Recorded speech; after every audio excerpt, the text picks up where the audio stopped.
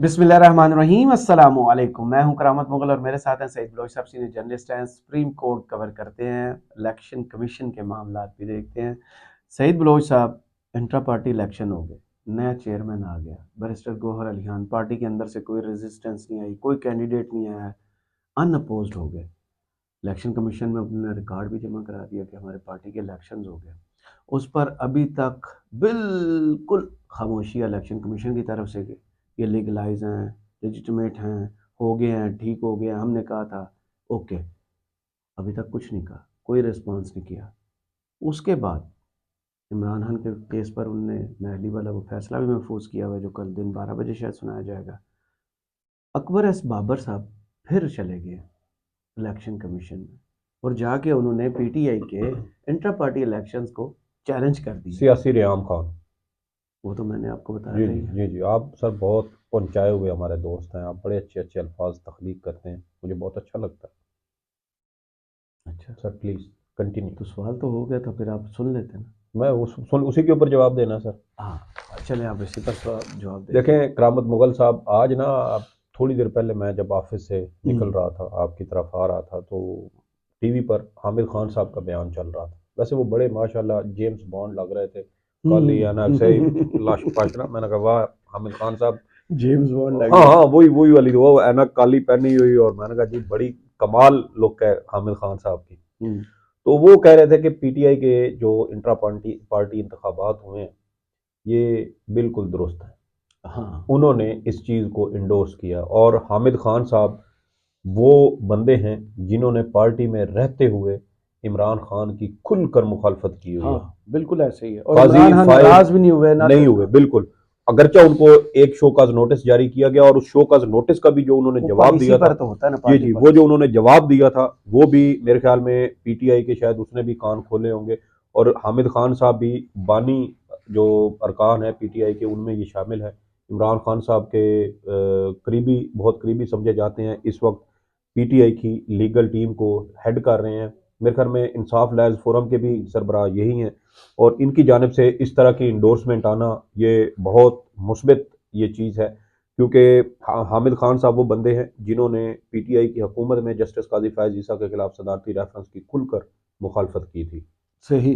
तो ये इसलिए हामिद खान साहब का भी ये और बयान इनकी और बहुत फवाद ज़्यादा, चौधरी की लड़ाई भी हुई जी थी जी, फिर। ये बहुत ज़्यादा वज़न रखता है पीटीआई की फेवर में, ये वज़न रखता है। और दूसरी बात ये है कि एक शख्स के बारे में पाकिस्तान तहरीक इंसाफ का ये मौक़िफ़ है कि हमने इसको 2014 में अपनी सियासी जमात से निकाल दिया हुआ है, और वो नहीं मान रहा। और वो नहीं मान रहा। और जियो मतलब न्यूज भी नहीं मान अजीब रहा, जियो न्यूज अजीब हर अजीब। हेडलाइन में चला रहा है, बानी रहनुमा हाँ, तहरीक नहीं इंसाफ ये भाई जिस पार्टी से निकाल नहीं, दिया मुझे एक जाए बात बताएं। उसके साथ वो बंदा एसोसिएट नहीं करते। कहाँ कब जर्नलिज्म आप सीखेंगे? नहीं तो ये प्रोपेगेंडा छोड़ दें। बानी हो जाने से क्या मुराद है? बानी हो जाने का क्या, वो कोई लाइसेंस आपको मिल जाता है कि आप नहीं, उसके बाद जो वो मर्जी करते फिर, कोई अपनी रोक लड़ाई टोक में कोई पता पूछ नहीं पूछ कहाँ नहीं है? तक चले जाते हैं। तो वो असल में फिर वही बात है फिर ना कि उनके साथ पीटीआई लिखना, जो फिर पीटीआई से निकाल दिया हुआ है भाई।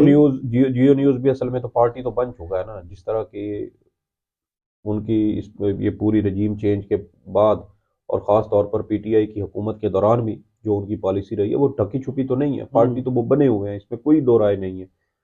लेकिन मकसद सिर्फ यही है कि पीटीआई के खिलाफ छोटी से छोटी बात को उछालना। और अब नौबत ये आ चुकी है कि शाहजेब खानजादा साहब का वो प्रोग्राम, जो किसी ज़माने में पाकिस्तान का शायद सबसे बड़ा प्रोग्राम हुआ करता था, अब उसकी रेटिंग ये आ चुकी है कि 4,000, 5,000, 4,500, 6,000, 10,000, इतने लोग उसको एक एक दिन यानी 24-24 घंटे के बाद सिर्फ इतने उसके प्रोग्राम के सोशल मीडिया व्यूज है। यूट्यूब पे व्यूज़ होते हैं।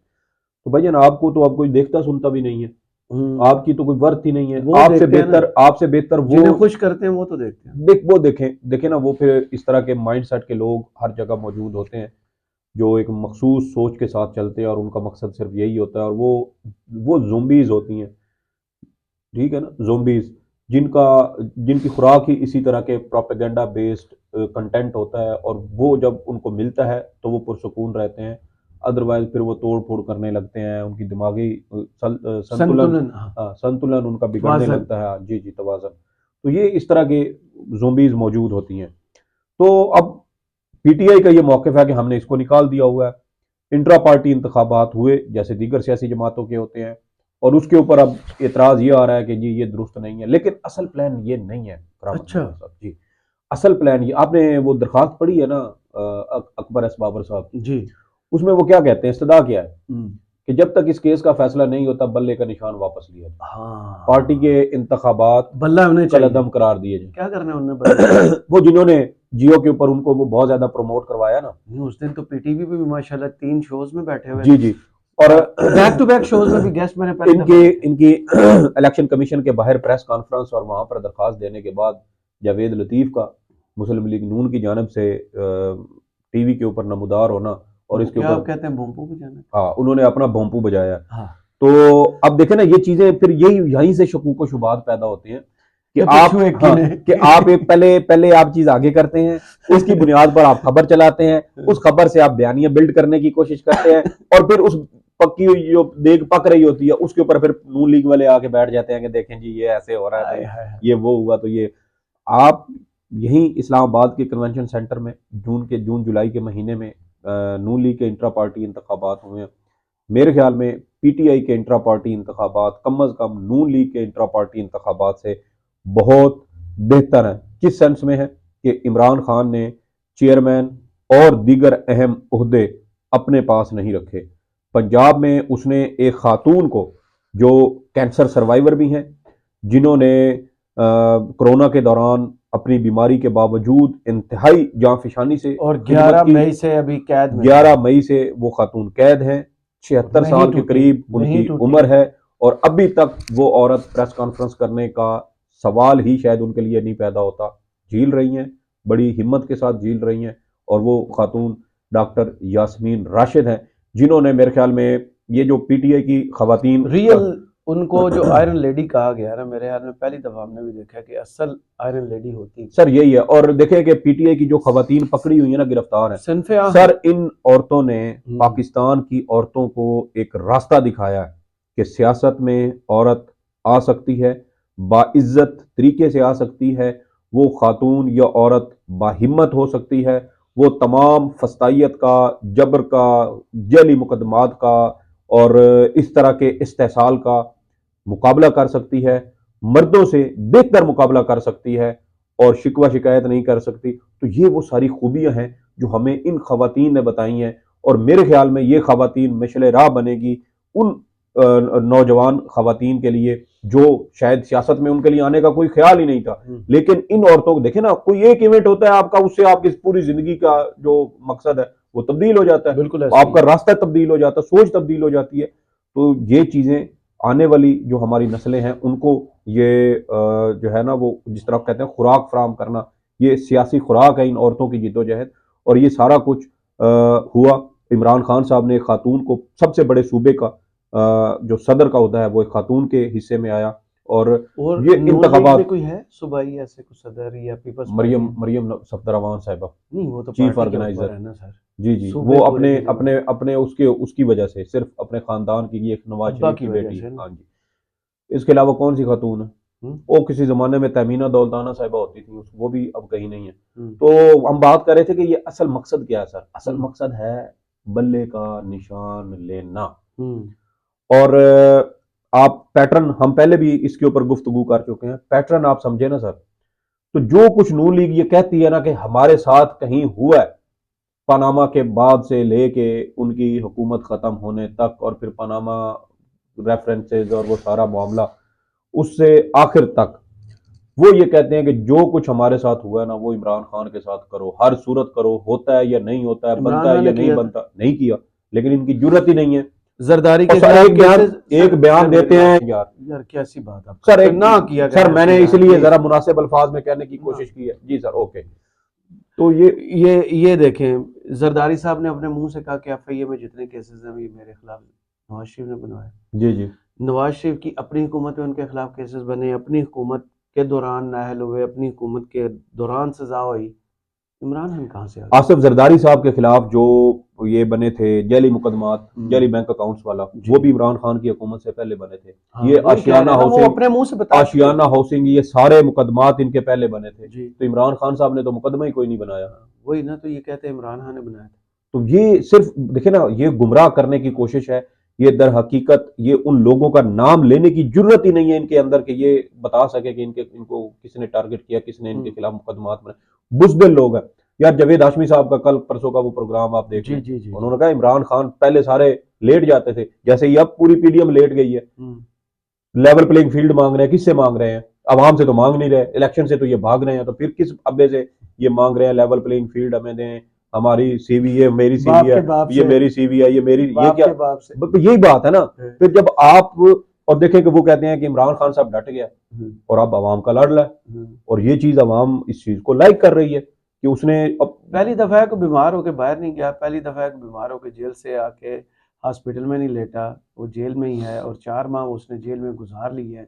उसने कोई गिला शिकवा नहीं किया, मुझे घर का खाना दे दो, मुझे ये कर दो, मुझे वो कर दो, जैसे सर पहले ये होता सारी था। यही बातें मुझे हैं। मुलाजम चाहिए, मुझे एसी चाहिए, देखें नैब गिरफ्तार मुझे करती सामने थी, लॉन चाहिए, लॉन में रखने वाली चेयर चाहिए। नवाज शरीफ साहब की क्या जी जी, चीज नैब रिकॉर्ड कर रही गिरफ्तार है। करता था और फौरन इनके बीपी शूट कर जाते थे, दिल बैठने लग जाते थे, शरियाने बंद होने लग जाती थी और उसके बाद ये अस्पतालों में दाखिल आपने हो कल जाते थे। साकिब बशीर साहब का एक जुमला सुना जो मुझे बहुत अच्छा लगा। जी जी उनसे वो कहा ना कि इमरान खान कैसे थे जब आपने देखा है उन्हें, उन्होंने कहा 5 अगस्त से पहले जैसे थे हाँ, अभी भी वैसे ही, वैसे ही। उसी तरह चल फिर रहे हैं, उसी तरह हशाश बिशाश हैं, उसी तरह सेहतमंद हैं, उसी तरह साफ सुथरे कपड़े पहने और उसी तरह कॉन्फिडेंट। जी जी। तो तो और अब क्या होता है, देखिए जेल तो तोड़ ये जो देती है बंदे को ऐसे। अब ये जो इलेक्शन कमीशन का ये जो मिशन इसको दिया गया ना अकबर एस बाबर को, वो यही है कि पीटीआई से उसका ये इंतखाबी निशान वापस लिया जाए। लेकिन उसमें भी फिर हमें ये देखना पड़ेगा कि इलेक्शन कमीशन क्या ऐसा कर सकता है? बिल्कुल कर सकता है। बदनीयत है, बददियानत है, मुख्तदर हलकों का, मुस्लिम लीग नून का वो सहूलतकार बना हुआ है। माजी करीब में जब से वो तैनात हुए उस वक्त से लेके उस वक्त से वो उठा के देखें, हमने पहले भी कहा कि इलेक्ट्रॉनिक वोटिंग मशीनों के खिलाफ मई 2021 में तकरीबन 18 मई की तारीख बनती है, मुझे अगर एग्जैक्ट याद हो, मैंने वो स्क्रीनशॉट भी अपने पास रखा हुआ है ट्विटर हैंडल के ऊपर। इलेक्ट्रॉनिक वोटिंग मशीनों के खिलाफ वीलॉग जी शेयर हुआ तलत हुसैन का, और उस वक्त पीटीआई ये कोशिश कर रही थी कि इलेक्ट्रॉनिक वोटिंग मशीनें जी आम हाँ, बहुत इंतखाबात जोर से पहले, लगाया था जी जी, फवाद चौधरी और ने। ये जब आए पीडीएम आई तो उन्होंने वो सारी रिवर्स कर दी।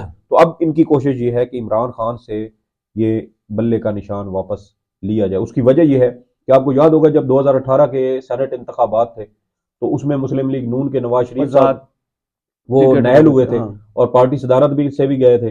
तो उसके बाद फिर कहा गया कि मुस्लिम लीग नून के जो तमाम सेनेट के अरकान थे उन्होंने आज़ाद हैसियत में इलेक्शन कंटेस्ट किए थे। लेकिन वो सारी चीज़ें लिखी पड़ी हैं, अरकान असम्बली ने वोट देने होते थे सेनेटर्स को मुंतखब करने के लिए, तो कोई इशू नहीं था। लेकिन चूंकि मुस्लिम लीग नून की ख्वाहिश है, मरियम सफदर अवान की ख्वाहिश है, इसलिए मुझे यही लग रहा है कि इलेक्शन कमीशन के जरिए किसी ना किसी तरीके से इमरान खान का बल्ले का निशान छीना जाएगा। कोई और निशान उनको दिया जा सकता है, लेकिन एक बार इस खातून की तसल्ली के लिए, उसकी खुशी के लिए इमरान खान या पीटीआई के साथ ऐसा होना अनहोनी कल नहीं होगी, इलेक्शन कमीशन लेकिन 12 ये बजे, इतना आसान भी नहीं होगा। कल इलेक्शन कमीशन फिर 12 बजे क्या फैसला सुना सकती देखिए इलेक्शन कमीशन की भी वही बात है कि तलब करना होता तो ये कर चुके होते, रियासती इदारों को कहते कि आप लेके आएँ।